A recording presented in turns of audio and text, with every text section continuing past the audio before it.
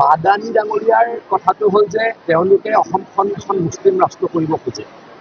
তেখেতলোকৰ মতলবটোৱে হ'ল অসমৰ এখনকৈ জিলা মুছলমান বসতি প্ৰধান কৰি অসমীয়াৰ অস্তিত্ব নাশ কৰিব খোজে। কিন্তু মই আকৌ কওঁ, হিমন্ত বিশ্ব শৰ্মা ডাঙৰীয়াই সদায় কয় যে হিমন্ত বিশ্ব শৰ্মা ডাঙৰীয়া থকালৈকে, আমি থকালৈকে মাদানী বা এই ব্যক্তিবিলাকৰ যি সপোন, অসমক মুছলিম ৰাজ্য বনোৱাৰ যি সপোন, সেই সপোনক আমি কেতিয়াও পূৰণ হ'বলৈ নিদিওঁ। অসমীয়াৰ সত্তা, অসমীয়াৰ সৌৰ্য বীৰ্য এই অসমত সদায় থাকিব। তাৰ কাৰণে যিমান যুঁজিব লাগে যুঁজিবলৈ আমি ভাবিম। মাদানী ডাঙৰীয়াৰ কথাটো হ'ল যে তেওঁলোকে অসমখন এখন মুছলিম ৰাষ্ট্ৰ কৰিব খোজে। তেখেতলোকৰ মতলবটোৱে হ'ল অসমৰ এখনকৈ জিলা মুছলমান বসতি প্ৰধান কৰি অসমীয়াৰ অস্তিত্ব নাশ কৰিব খোজে।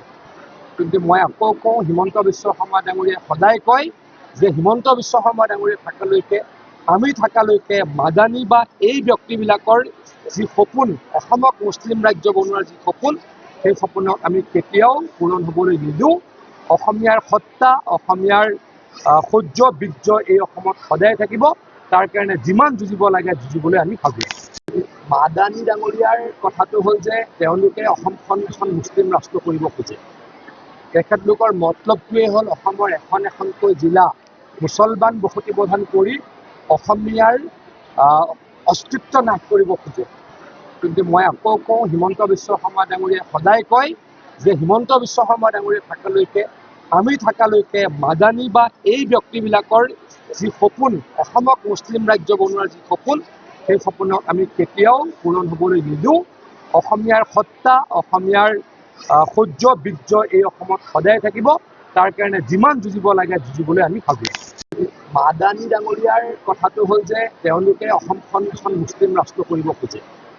তেখেতলোকৰ মতলবটোৱে হ'ল অসমৰ এখনকৈ জিলা মুছলমান বসতি প্ৰধান কৰি অসমীয়াৰ অস্তিত্ব নাশ কৰিব খোজে। কিন্তু মই আকৌ কওঁ, হিমন্ত বিশ্ব শৰ্মা ডাঙৰীয়াই সদায় কয় যে হিমন্ত বিশ্ব শৰ্মা ডাঙৰীয়া থকালৈকে, আমি থকালৈকে মাদানী বা এই ব্যক্তিবিলাকৰ যি সপোন, অসমক মুছলিম ৰাজ্য বনোৱাৰ যি সপোন, সেই সপোনক আমি কেতিয়াও পূৰণ হ'বলৈ নিদিওঁ। অসমীয়াৰ সত্তা, অসমীয়াৰ সৌৰ্য বীৰ্য এই অসমত সদায় থাকিব। তাৰ কাৰণে যিমান যুঁজিব লাগে যুঁজিবলৈ আমি ভাবিম।